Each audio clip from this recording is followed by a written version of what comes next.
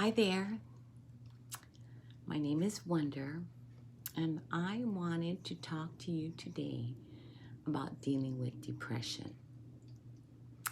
And this is my story. My story began in about when I was in my 30s. And it started, sort of like it snuck up on me. It started with me experiencing extreme abdominal pains. I would have these severe pains in my abdominal area that would cause me to go to the ER at the very least, once a week.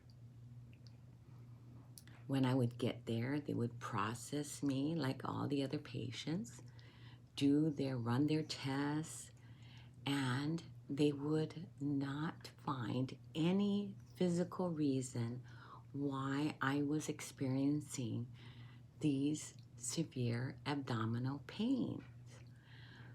They would treat the pain, but they would not know the causes of the pain. And so I would be released only to return a few days later or the next following week with the same symptoms. The thing is, this would go on for over a year, these episodes of severe abdominal pain, going to the ER, getting the necessary treatment for the pain, being released, and then continuing that vicious cycle. On a personal note, let me tell you a little bit about myself, all right? I was at that time recently divorced with 3 young children. I had a fantastic job.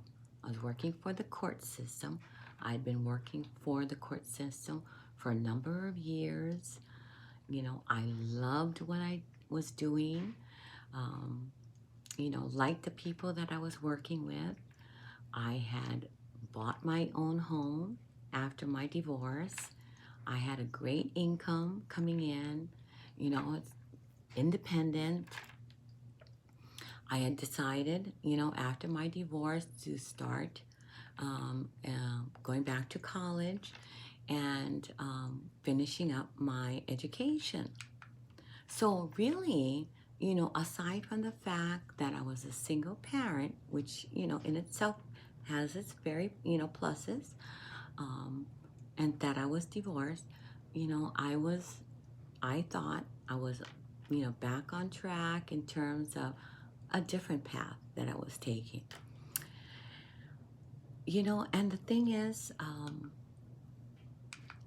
all I knew is that why then am I going through this periods of episodes, continuously? I just couldn't understand the rationale behind it. All I knew, though, is that I wanted to stop going to the ER. I knew that sometimes I, just prolong going into the doors. And what I mean by that is I would literally sit in the parking lot in pain, hoping that the pain would subside, because I knew, how many times had I been out there already. I knew the process, what I was going to go through. I just didn't want to do it over and over again. So I'd wait in my car, hoping that the pain would subside. Obviously it didn't, so I'd end up going in, and then I began to kind of look around, at the people that either drove me to the ER, family members, close friends of mine. And I started, they started telling me, Wonder, you just need to find out what the reason is, why you're going through this. They were worried about me. I mean, I was worried about myself, so, something was definitely wrong with me. but I didn't know what. And what I did know it wasn't anything physically wrong with me. So, I mean, I thought about it. If there wasn't anything physically wrong with me, then the flip side of that is, was it mental? You know, was there something mentally wrong with me that I wasn't considering? Having thought that, now I had to actually consider it. So I began to look at that and consider it, you know. I mean, was there something that I had subconsciously buried, you know, and I was suppressing that without knowing was affecting my body, my health. And so I had to really, really analyze that. And I started to do that, you know, and I had to question, you know, my feelings about, you know, what it was. And so then I started thinking, okay, what was it? I mean, I had been married for 16 years, you know, I was now divorced, now single, now available. Was it that, you know? Um, was it wanting to feel wanted again, you know? Wanting to feel attractive to the opposite sex? I mean, was it that? Or was it a combination of that, you know?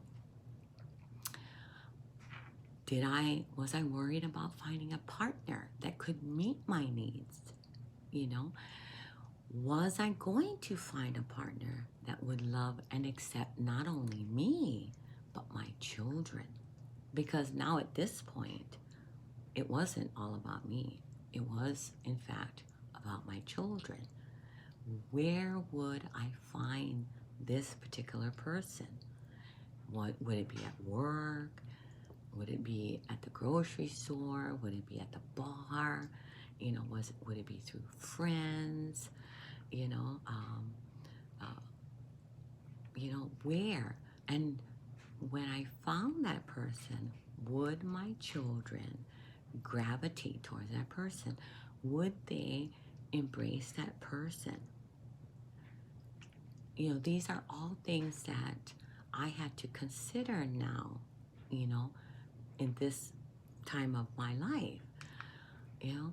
So all legitimate concerns, and were these concerns affecting my physical nature, you know, my physical well-being? So I had to really, really study that, because I definitely needed help. I needed to resolve this because it was and would eventually take a toll. I couldn't continue down this road, you know, down this path that I was on. So after considering those concerns, I went to my doctor and I told my doctor, hey, you know, nothing is physically wrong with me, you know, so let me try some antidepressants. Let me try and see if this option is something that would help me and prevent me from going to the ER week after week. So my doctor said, okay, let's do that, because we've tried other things. You know, we've looked at, you know, the test results, and nothing is wrong, physically wrong with you. So let's try this avenue. And so he wrote a script for antidepressants. And it worked. Okay? I began taking it, and boom. I mean, I stopped going to the ER. All right? So I thought, okay, solves all my problems, right? So I thought, you know. Now, fast forward 20 years later, I'm still taking the antidepressants, you know. And really, when you think about it, is that good for you? Is that good for you, your body? Is that good for you mentally, really, when you think about it? Because you're dependent on it, you know, you haven't really worked on, an approach that would help you, that's healthy for you. And I would take the antidepressants religiously every day, on occasions when I tried to stop, and I did try to stop, you know, I would find myself back on it again, It was another cycle, another vicious cycle that I had put myself in, from one cycle to the next cycle. It was just a band-aid fix. All right. It wasn't healthy for me. It wasn't healthy for my body, but I needed it. So until I found something else, that was healthier, that, provided me a better approach, I was stuck taking the antidepressants. I had become so dependent on the prescription medication that after a while, I either had to change the type of medication that I was prescribed, or I had to increase the dosage, you know? So, like I had said before, it was just a vicious cycle. As many of you that are listening to this video can relate to. And that's what I mean. You know, what do you do? But do the same thing that you continuously do anyway, right? So, like I said, when I tried to stop, I wasn't able to. I found myself sad. I found myself not wanting to get out of bed. I would isolate myself from my friends, my family members, crying episodes, I mean, so then I'm back on the medication, So I felt like a bouncing ball, you know, hitting the ground, coming up, hitting the ground, coming up, just like a bouncing ball, you know. So was this really the solution to what I was trying to accomplish? I had to ask myself, really, the prescription medication? You know, was this, you know, so I was trying to look for something else. But, in the meantime, was this medication really further down the road, 30, 40, 50 years down the road? Is this the way that I really want to continue going? Now, when I find a new approach, then I would have to address that same series of questions. Was this going to help me get out of bed every day? Was this new approach going to help me go to work with a smile on my face? Was this a way of helping me? Would this be a way of helping me cope each and every day? And was this approach going to avoid me going back to the ER? So genuine questions, legitimate concerns. I had to actually explore these concerns with the approaches that I was looking into. You have to, you really do, So it's been a very, very long, bumpy and winding journey, no doubt, as many of you listening can relate to. Anyone struggling with depression will tell you it is not easy, and many people that don't have depression say that they can sympathize and they have empathy for you, but they really truly don't understand until you experience it firsthand. They truly do not understand. They don't understand how difficult it is, just to get out of bed, how difficult it is to even, say good morning to someone else, because you don't feel like it's a good morning. And, it's not to be ungrateful, because you are grateful for getting up in the morning. You are. You're very blessed for what you have. you're not ungrateful. It's just the fact that, it's something inside of you that just is so remiss. It's hard to put it in words. It's a feeling that you have to be able to identify by going through that experience yourself. So you remind yourself, take one day at a time. And you have to do this self-talk, because otherwise, if you look at what you want to accomplish, or you look at life in its entirety, you might as well jump back into bed, because it's too overwhelming. So you take one day at a time. I'm very fortunate to do that. Take one day at a time. Sometimes you have to take one moment at a time, because even one day might seem way too challenging. I have a very strong support system. It's a small support system, but it is tough as nails, all right? I don't have to have a large support system, because my system is,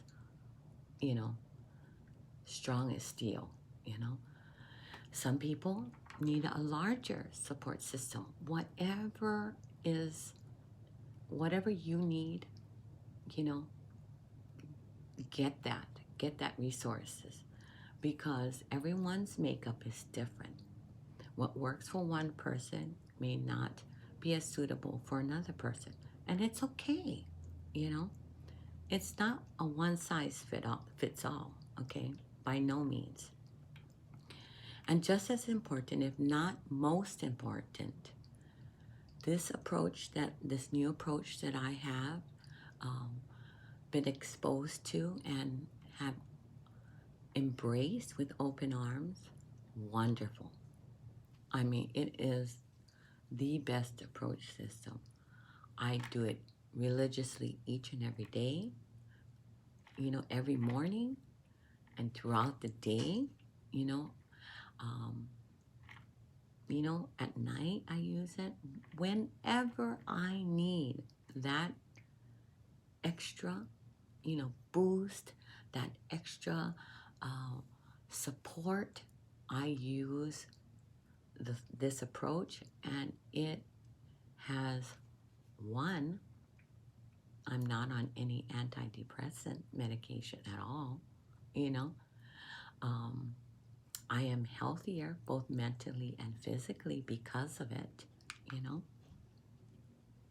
and I feel like a new person, I'm sharing this most intimate journey, my journey with you, because I know that others like me, you that are listening, you that might know someone who is dealing with depression, that is struggling.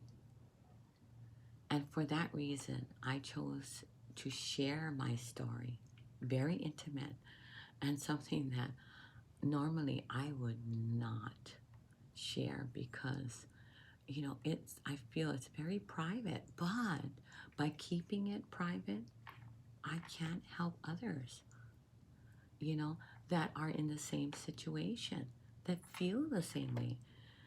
You are definitely not alone. I know how it feels to be helpless, to feel helpless. I know how it feels to feel sad, behind that smile.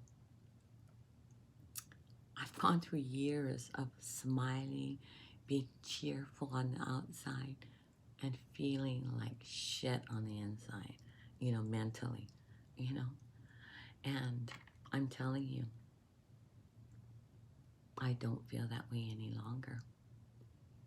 And when I know that, hey, it's creeping up, I do my new approach. And, like that, snap of a finger, I'm back on track.